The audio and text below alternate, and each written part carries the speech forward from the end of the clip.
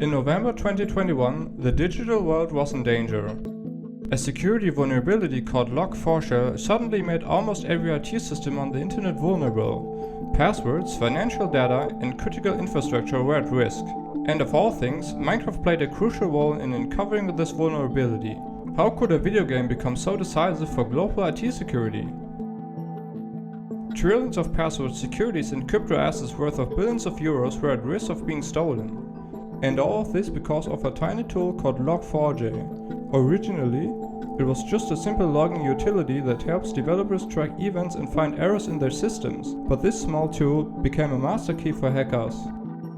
To understand how dangerous Log4J really was, we have to go back to where the chaos began. The company behind Minecraft, Mojang. Minecraft is not just a game. It is one of the most complex Java applications in the world.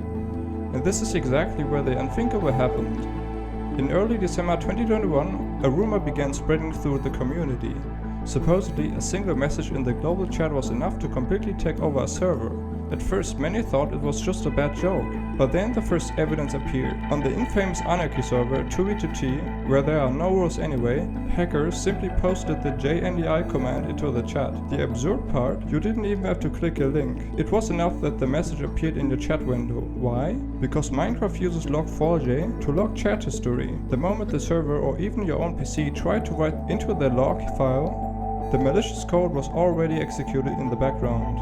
Picture this, you're peacefully playing in your world, and suddenly the calculator or your browser opens on the real desktop. That was the moment players realized, this is not an in-game troll. My entire computer is wide open. The situation escalated so quickly that large server networks like Hypixel had to shut down their doors in panic. Administrators were facing a massive challenge. How do you patch a game played by millions of people across thousands of different versions? Mojang had to force a security update within hours. They had to completely overhaul how Java processed chat messages. But the problem was even deeper.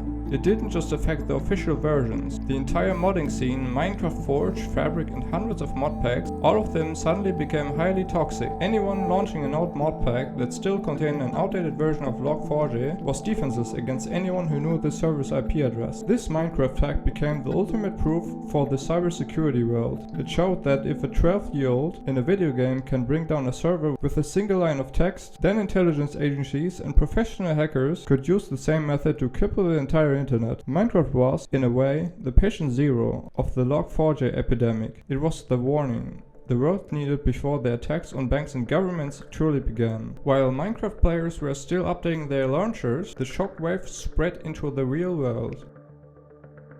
The Bundesamt für Sicherheit in der Informationstechnik declared Red Alert. In Canada, the tax agency went completely offline, as a precaution, right in the middle of peak tax season. Why? Because they knew they were using Log4J. But they didn't know whether they had already been infiltrated. It was a digital lockdown. But it wasn't just government agencies. Weepers even mentioned Tesla. Researchers found out that Log4J vulnerability could potentially allow access to internal vehicle systems or charging infrastructure. Tech giants like Apple, Amazon and X also had done to secure their server farms in an unprecedented emergency operation. The economic damage ran into the billions, and not just because of stolen money, but because of what's known as production downtime. Factories whose logistics software was based on Java suddenly faced a choice: risk being hacked and potentially losing control of their machines, or shut down operations completely. Many chose the latter. Then there was the dark side of the internet. The security company Check Point reported that within the first few days, hackers attempted to attack over 40% of all global corporate networks.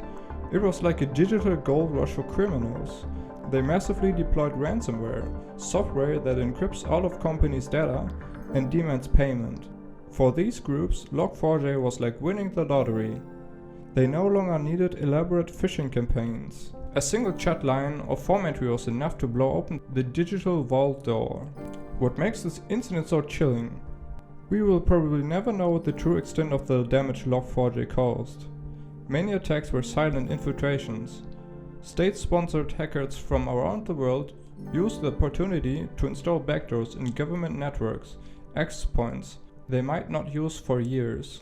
Log4j painfully showed us that in a connected world, a flaw in a small free program can bring the global economy to a standstill for days. But how can a tool that supposedly just writes text into a log file bring the global IT infrastructure to its knees? It's terrifyingly simple.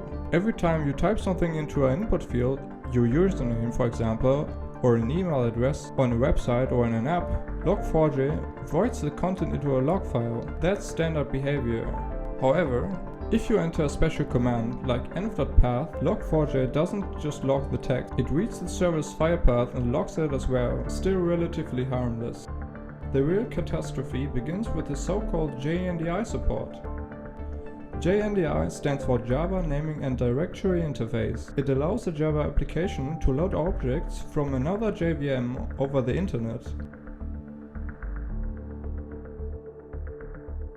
By entering attacker.example, the following happens. Log4j detects the command in the input field. Instead of simply saving the text, the application contacts the server behind the specified URL.